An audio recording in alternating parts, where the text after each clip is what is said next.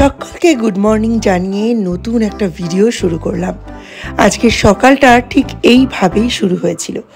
সকালবেলা উঠেই এখন আমার নতুন একটা ডিউটি, প্রত্যেক দিন ছোট ছোট ব্যাচে বড়ি দেওয়া। 1 কিলো মতো ডালের বড়ি দিয়ে রাখবো, তারপর শুকিয়ে গেলে দিদি জামাইবাবু যখন আসবে আমরা দুজনেই ভাগাভাগি করে ঘরের তৈরি হাতে বানানো বড়ির আস্বাদ নেব। সত্যি বলতে কি, নিজের ইচ্ছায় বড়ি বানানোটা শুরু করে এখন একটু বিপাকেই পড়ে গেছি। অন্যের তো বটেই, নিজের মুখেও এখন আর বাজারের কেনা বড়ি একেবারে রোচে না। কী যে করি কে জানে। বাজার থেকে বর্ষাকালের পরে যখন প্রথম বড়ি কিনে এনে তরকারিতে দিয়েছি, দেখেছি ভেঙে গুঁড়িয়ে যাচ্ছে। চালের গুঁড়ো, মুড়ির গুঁড়ো, কত কিছু যে তারা বড়ি মেশানোর ব্যাটারে করে তার কোনো ঠিক নেই। আর নিজে যখন বড়ি দিই, সেই বড়িটা ব্যবহার করে দেখেছি সেই বড়িটা তরকারিতে দিয়ে তরকারি কষালেও কখনো ভাঙে না। আর আমার জামাইবাবু মানে আমার নন্দা জামাই এই বড়িটার ফ্যান। এখানে আসলেই খালি আমায় বলে 1 কিলো বড়ি দিয়ে দিস তো। তবে এই 1 কিলো বড়ি দেওয়াটা তো আর মুখের কথা না। একা হাতে সংসারের কাজ সামলে টুকটুক করে এই বড়ি দেওয়ার কাজ চলতে থাকে মাসের পর মাস জুড়ে। যখন যেমন হয় তখন তেমন দিতে থাকি। আর তারপর একসাথে করে মৌয়ের যাতায়াতের পথে দিদির হাতে বা মৌয়ের হাতে করে পাঠিয়ে দিই। আর ওরা যদি মধ্যিখানে আসে ওরাই নিয়ে যায়। এই যে এখন মিস্টার বিশ্বাস পৌঁছে গেছেন সৌর্যকে নিয়ে সেন্ট লুকে, আর এই সুযোগে আমি ডালটা বেটে ভালো করে ফেটিয়ে বড়ি দিয়ে নিচ্ছি। অনেকেই আমায় জিজ্ঞাসা করে এত সময় এত ধৈর্য পাও কোথায়। তাদের একটাই কথা বলবো, যদি মানুষগুলোকে ভালোবেসে থাকো, যদি সংসারকে ভালোবেসে থাকো, তাহলে সময় আপনিই তুমি বের করে নেবে। তার জন্য আলাদা কোনো কসরত করতে হবে না। যাই হোক, অনেক বকবক হলো, চলো এবার সংসারের কাজে আমি মন দিই। প্রচুর কাজ বাকি আছে। একটা নতুন দিন শুরু হলো, তার মানে নতুন দায়িত্বও তো শুরু হলো। এখন টুকটুক করে জানলাগুলো ঝেড়ে নেব। প্রচুর দিন ধরে ভাবছি এই ঝুলটুলগুলো ঝাড়বো। সরস্বতীদের কাজ তো দেখেইছো তোমরা, রোজ যে আসে এতেই আমার ধন্য হয়ে যাওয়ার কথা। কিন্তু যাই হোক, আজকে ঝাড়াঝুড়ো দিয়ে শুরু করলাম। আজকে সৌর্য একটা গন্ডগোল পাকিয়েছে। রোজ এই রঙ্গ ভাল লাগে না, জানেন? এই দেখুন হিসি করে ভিজিয়ে রেখেছে। বিরক্ত লাগে না বলুন তো? ওপর থেকে তোষক, বিছানার চাদর সব কিছু নিয়ে নামলাম। এই জাস্ট কদিন আগেই আপনারা দেখেছেন 2টো বড় কম্বল কেচেছি। ভাগ্যিস সেই সময় সৌর্যের পুচকে কম্বলটা কাচিনি। সেটা যদি কাচতাম আর তারপরে যদি তার মধ্যে এরম টয়লেট করতো, মাথা আমার আরও গরম হয়ে যেত। এই কম্বলটা বাবু দীপকে কিনে দিয়েছিল। ভাগ্য ভালো, সৌর্যের কাজেও লেগে গেল। ওই দিকটা রোদ্দুর চলে এসছে, এখনো এই দিকটা এলো না। খোসরা মুনিদের যজ্ঞ নষ্ট করতে এলে রাম তাদের হারিয়ে দেয়। পথে তারকা রাক্ষসী, এটা হচ্ছে তারকা রাক্ষসী, রামকে বাধা দিতে আসে। রাম তাকে বজ্র বাণ ছুঁড়ে মেরে ফেলে। মানে রামের গায়ে তো খুব জোর। বিশ্বামিত্র মুনি রাম আর লক্ষ্মণকে নিয়ে এসছে। ও মুনিদের যজ্ঞ তো রক্ষা করলই। মুনিরা যজ্ঞ করছিল, এই যে 2টো রাক্ষস এসে অত্যাচার করছিল, তাদের মেরে মুনিদের যজ্ঞ তো রক্ষা করলই। আর এই যে তারকা রাক্ষসী, এই তারকা রাক্ষসীকে মেরে মুনিকে বাঁচালো। রংটা কর, আমি একটু তোষকটা লেপটা ঠিক করে আসি। দরকার হলো ওকে চাদর দিয়ে একটুখানি ইয়ে করে দে। এই দেখো কোথায় ভাঁজ হয়ে গেছে। বাবা এখনো কি ভারী রয়েছে দীপ, 2 দিন আরো লাগবে মনে হচ্ছে। এই ভাগ্যিস আগে করে নিলাম, নইলে গন্ডগোল হয়ে যেত।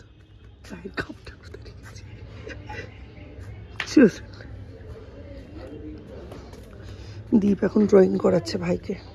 বেরোলো কেন আগে বলো? এখানে এতটা রং বেরোলো কেন? উত্তর দিতে বলেছি। এখানে এতটা রং কেন বেরোলো আগে বলো? কেন আগে বেরোলো বল? উত্তরটা দিয়ে দাও দাদাকে। কেন বেরোলো? হয়ে গেছে এই রংটা, অন্য কালার করো।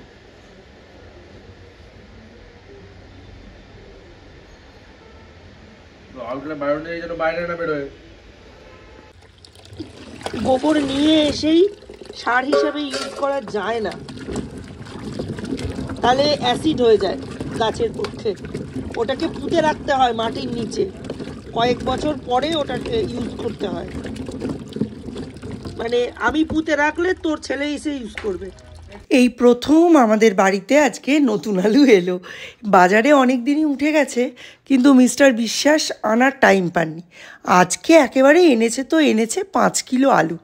আগের বারে একটা কাজ করেছিলাম জানেন, মাথায় কত ধরনের পাগলামি বুদ্ধি বের হয়। কি করেছিলাম, ওয়াশিং মেশিনের ভেতরে নতুন আলুগুলো দিয়ে ফার্স্ট একেবারে দিয়ে 5 মিনিট ঘুরিয়ে নিয়েছিলাম। নোংরা পরিষ্কার হয়েছিল, বাট সব আলুগুলো না ছিলে গিয়েছিল। তারপর থেকে আর ভয়ের চোটে ওয়াশিং মেশিনে আমি আলু ধুই না। যাই হোক, এই নতুন আলু ধুয়ে থেকে মাটি পরিষ্কার করাটা আমার কাছে একটা বিরক্তিকর কাজ মনে হয়। আর শীতকালে তো বলেইছি, সূর্য এইখানেই পড়তে বসে। আর এইখানে যখন ও পড়তে বসে, সেই সময়টা হলো সব বাড়ির ঠাকুমা দিদিমাদের রান্না বান্না শেষ করে রোদ পোহানোর টাইম। ঠিক এই সময়টাই এখানে অনেক ঠাকুমারা বেরিয়ে আসে। আর সূর্য তো জানোই যে নিজের ঠাকুমাকে পায়নি, নিজের দিদিমাকে পায়নি, পাড়ার ঠাকুমা দিদিমাদের হাতেই ও তোলা তোলা করে মানুষ হয়েছে। তাই সকলেই এসে ওই জানলার ফাঁক দিয়ে, গ্রিলের ফাঁক দিয়ে সূর্যর সঙ্গে গল্প করে। আর সূর্যের পড়াশুনো প্রায় ওই হতে হতে শিখেই ওঠে, আবার শিখেই উঠতে উঠতে আমার হাত ধরে মাটিতে নামে। এখানে আজকে একজন ঠাকুমার আবির্ভাব হয়েছে। এটা শ্রেয়া, ও আর ওর ঠাকুমা এইখানে বসে আছে, আমার সাথে গল্প করছে ওর ঠাকুমা। আর সূর্য একটু একটু করে গল্প শুনছে, একটু একটু করে লেখাপড়া করছে। খুব যে বেশি লেখাপড়া হচ্ছে তা নয়, তবে আমাদের ছোটোবেলায় পড়াশুনোটা এরকমই হালকা ছিল। আমরা অপেক্ষা করে থাকতাম কখন মায়ের সঙ্গে ঠাকুমার সঙ্গে কেউ গল্প করতে আসবে।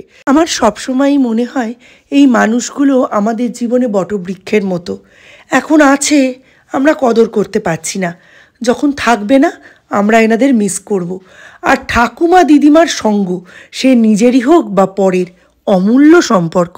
দিন এই একটা রঙ্গ শুরু হয়েছে, মানে সপ্তাহে প্রায় 2-3 দিন ধরে।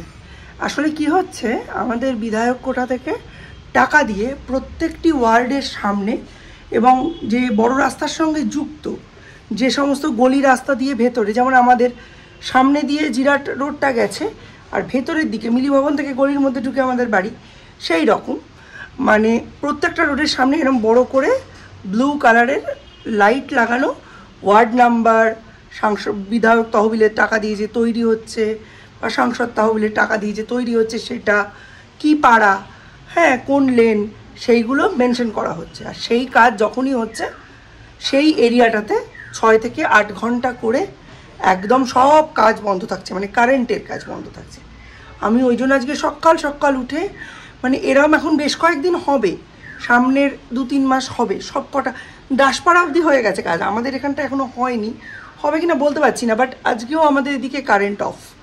মোটামুটি এরম কারেন্ট অফ হলে 6 ঘন্টা কারেন্ট অফ থাকে। হ্যাঁ, আজকে যেমন কারেন্টটা অফ হয়েছে, এই 11:30টায় কারেন্টটা অফ হলো, তাহলে এখন বোঝাই যাচ্ছে 4টে-5টা অবধি কারেন্ট এরম অফই থাকবে। শুধু ভুল হয়ে গেছে, সকালবেলা জল তুলে রেখেছি পুরো ট্যাঙ্কি ওপর ভর্তি, সব কটা জলের বোতল ভর্তি। আমার উচিত ছিল আদা পেঁয়াজ রসুন একটু বেশি করে বেটে রাখা। এখন রান্না করতে গেলেই এগুলো হাতে বাটতে হবে। তার মধ্যে আজকে সূর্য করেছে কম্বলের ওপর টয়লেট। ভাগ্যিস কালকে সূর্যের কম্বলটা ধোয়া হয়নি। সূর্যের কম্বল, বিছানার চাদর সব আজকে কাঁচা হলো, কাঁচা কমপ্লিট হলো, তারপরে গেল কারেন্ট।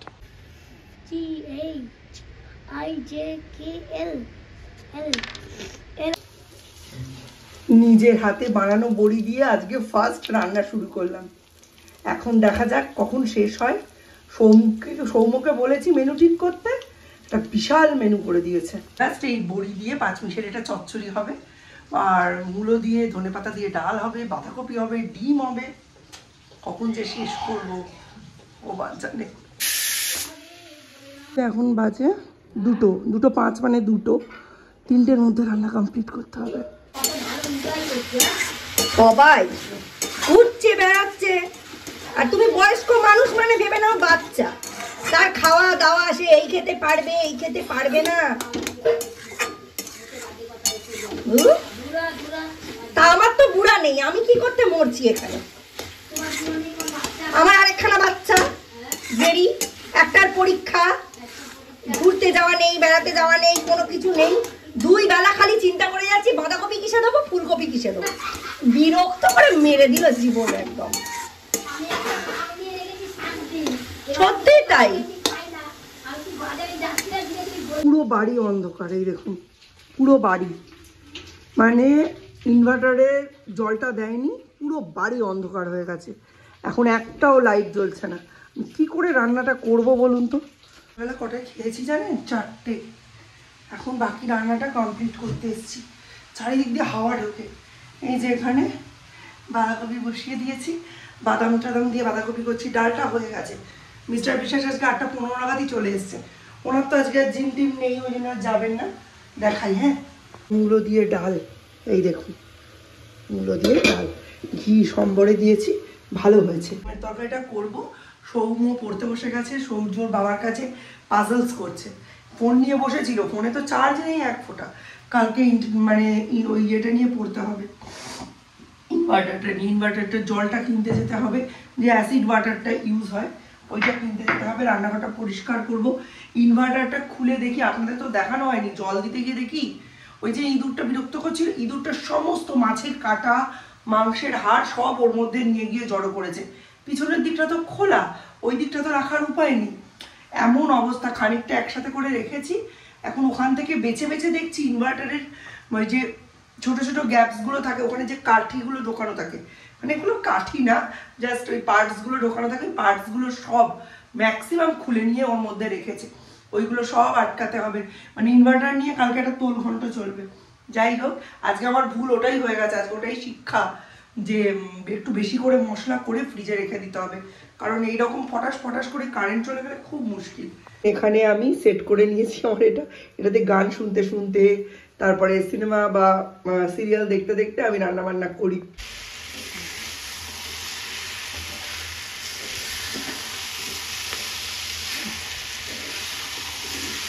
বাঁধাকপি রান্না করতে এত তেল লাগে, বিরক্ত হয়ে যায় জানেন। এবারে এই 1 মাসে 5 কেজি তেল লাগলো। 4 জন মানুষের 5 কেজি তেল, বাড়াবাড়ি রকমের বেশি।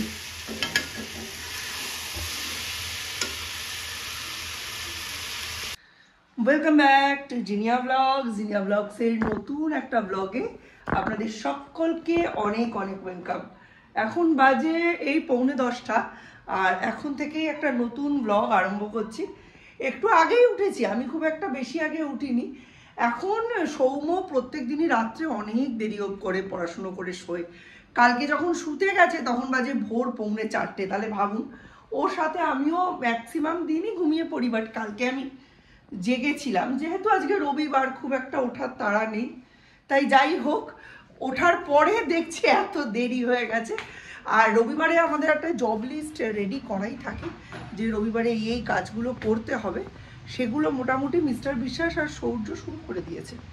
ওদের মাছ আনা হয়ে গেছে, ওরা এখন গেছে কচুরি আনতে। আমরা টিফিনটা তো বাইরের কেনা টিফিনই করি।